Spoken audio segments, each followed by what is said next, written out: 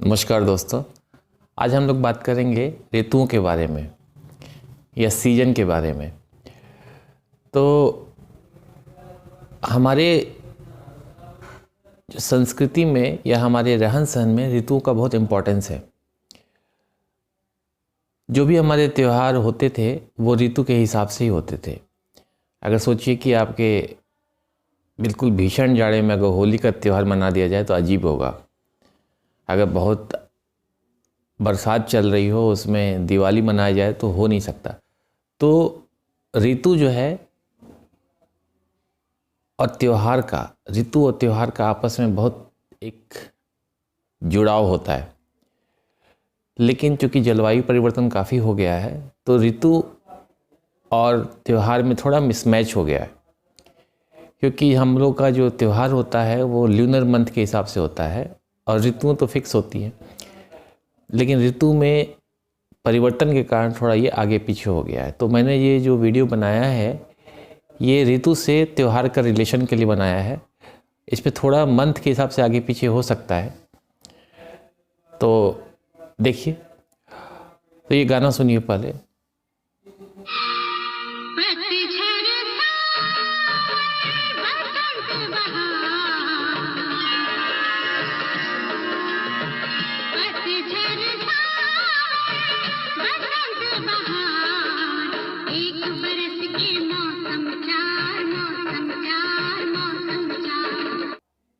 अब इस गाने में क्या गड़बड़ दिखा आपको, तो इसी पे आज डिस्कस करेंगे इस गाने से। तो थोड़ा इंडिया के सीजन के बारे में या ऋतु के बारे में समझ लें। तो मौसम विभाग सिर्फ 4 सीजन ही मानता है इंडिया में। एक गर्मी, बरसात या monsoon, post monsoon and winter. लेकिन इंडिया में संस्कृति के हिसाब से 6 सीजन माने गए हैं, और ये जो हिंदी कैलेंडर के हिसाब से 2-2 महीने का एक सीज़न होता है। इस तरफ हमारे यहाँ 6 सीज़न माने गए हैं। तो उन सीज़न को थोड़ा सा समझ लें हम लोग। तो पहला सीज़न जो हमारा स्टार्ट होता है वो वसंत ऋतु से स्टार्ट होता है। वसंत ऋतु या स्प्रिंग सीज़न या वर्नल सीज़न कहते हैं अलग अलग जगहों पे, ये इंग्लिश या हिंदी में। और ये जो हिंदी कैलेंडर के हिसाब से चैत बैसाख में स्टार्ट होता है और इंग्लिश कैलेंडर से मार्च अप्रैल में। उसके बाद वसंत ऋतु के बाद ग्रीष्म ऋतु आती है, या तो कहें गर्मी, वो ज्येष्ठ आषाढ़ और या मई जून में आता है। हिंदी कैलेंडर में ज्येष्ठ को जेठ भी कहा जाता है। उसके बाद फिर वर्षा ऋतु शुरू हो जाती है। इसको हम लोग मानसून सीजन भी कहते हैं, और ये हिंदी कैलेंडर के हिसाब से सावन भादो या भाद्रपद भी कहा जाता है। सावन को श्रावण भी कहा जाता है, और ये जुलाई से अगस्त के बीच में चलता है। मानसून बीतने के बाद ये एक शरद ऋतु स्टार्ट होती है, जिसको सीजन ऑफ फॉल या ऑटम सीजन भी कहा जाता है। और इसे हिंदी कैलेंडर के हिसाब से अश्विन कार्तिक या सितंबर अक्टूबर तक में चलता है। अश्विन को क्वार भी कहा जाता है। ये रीजनल लैंग्वेज है, कहीं कहीं कोई लैंग्वेज यूज करते हैं लोग। ऑटम ख़त्म होने के बाद हेमंत ऋतु आता है, जिसे प्री विंटर भी कहा जाता है। ये मार्गशीर्ष या और पौष के बीच में होता है। या मार्गशीर्ष को अगहन भी कहा जाता है और पौष को पूस भी कहा जाता है, और ये नवंबर दिसंबर तक चलता है। उसके बाद शिशिर ऋतु आ जाती है, जिसे शीत या विंटर सीजन कहा जाता है, जो माघ फागुन तक चलती है, और इंग्लिश कैलेंडर में जनवरी फरवरी के हिसाब से। तो इस तरह हमारे 6 सीजन कंप्लीट होते हैं। पहला ऋतु वसंत ऋतु है।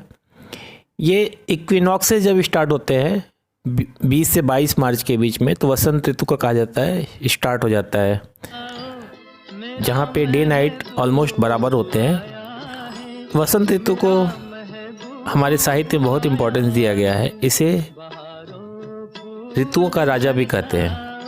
इसमें कहा जाता है कि कामदेव के पुत्र का जन्म हुआ, इसलिए धरती पूरी सज जाती है। नए नए फूल, पीले रंग के फूल खिलते हैं, पुपलें खिलती हैं, कूकू की आवाज़ कोयले की, और पृथ्वी बिल्कुल बिल्कुल जैसे कि सज जाती है। वसंत ऋतु का आगमन जो होता है वो माघ महीने के शुक्ल पक्ष की पंचमी से होता है। ये वसंत पंचमी से शुरुआत होती है इसकी। शिवरात्रि का उन्माद होता है, होली का उत्साह होता है, और ऋतु बहुत ही अच्छी होती है ये। बिल्कुल नए नए पत्ते, फूल खिलने लगते हैं, पूरा पीली पीली छटा खिल जाती है। भगवान श्री कृष्ण ने वसंत ऋतु को ऋतुओं में ऋतु कहा है खुद को। उसके बाद फिर ग्रीष्म ऋतु स्टार्ट होता है, मतलब गर्मी स्टार्ट होती है। गर्मी ज़्यादा किसी को बताने की ज़रूरत नहीं है। ये जेठ और आषाढ़ महीने के बीच में चलता है ग्रीष्म ऋतु, और इंग्लिश कैलेंडर से मई जून में। ये इस समय वसंत ऋतु से दिन बढ़ना स्टार्ट होता है, और ग्रीष्म ऋतु में ऑलमोस्ट दिन सबसे लंबा हो, और ये जून तक 20 से 22 जून के बीच में मैक्सिमम दिन अपने पहुंच जाता है। सबसे दिन बड़ा हो जाता है, और इसमें मेन फेस्टिवल बुद्ध जयंती और गंगा दशहरा मनाया जाता है। फिर वर्षा ऋतु का आगमन होता है। ये जुलाई अगस्त तक चलता है, जुलाई से अगस्त तक में, और ये सावन या भाद्रपद, सावन और भादो कहा जाए तो इसमें वर्षा ऋतु होती है। इसमें वापस से सारे पौधे फिर खिल जाते हैं, वर्षा से फिर उनमें एक नई एनर्जी आ जाती है, और सब कुछ अच्छा अच्छा हो जाता है। सावन पे बहुत सारे गीत बने हुए हैं, सावन के झूले, और बहुत ही मौसम सुहाना होता है। इस समय 2-3 त्यौहार मनाए जाते हैं, जो योग दिवस है, संत कबीर जयंती है, जगन्नाथपुरी यात्रा, रथ यात्रा, गुरु पूर्णिमा। शरद ऋतु का आगमन हो जाता है, जिसे ऑटम सीजन भी कहते हैं। पतझड़ का मौसम भी कहा जाता है इसको। यहाँ पे वापस से फिर दिन रात बराबर होने लगते हैं। इसे सितंबर का इक्विनॉक्स पड़ता है, जो 20-22 सितंबर के आसपास होता है। ये अश्विन कार्तिक महीने में होता है। अश्विन को बताया था हमने, क्वार कहते हैं। इस समय आसमान साफ हो जाता है, और सुबह सुबह घास पे मोतियों जैसी ओस दिखाई देती है। इस समय सब्जियों की पैदावार बहुत बढ़ जाती है, और ये काफ़ी अच्छा सीजन होता है। रक्षाबंधन, जन्माष्टमी, शरद नवरात्रि, विजयदशमी, ये सब इसी ऋतु में पड़ते हैं। नवंबर दिसंबर में हेमंत ऋतु का आगमन हो जाता है। शरद पूर्णिमा की कंप्लीशन के बाद अगले दिन से हेमंत ऋतु कहा जाता है। इसे प्री विंटर भी कहा जाता है, और गुलाबी जाड़ा भी कहते हैं इसे, या गुलाबी विंटर, पिंक विंटर। इसमें धीरे धीरे दिन छोटे होने लगते हैं, रात बढ़ने लगती है, और ये ज़्यादातर हेमंत ऋतु क्लियर कट पहाड़ी इलाकों में दिखता है, जहाँ पे पत्ते गिर जाते हैं सारे उनके, और नए पत्ते निकलने लगते हैं। ये दिखाता भी है कि आपने जितने भी आपके दुख हैं, जितने भी आपने बर्डन ले रखा है, उसको इन पत्तों की तरह आप छोड़ दें, फिर से नई शुरुआत करें। पत्तों गिरने का साइंटिफिक कारण है कि वो अपने आप को इवोपरेशन से बचाना चाहते हैं, ताकि वो कम से कम पानी का लॉस कर सकें।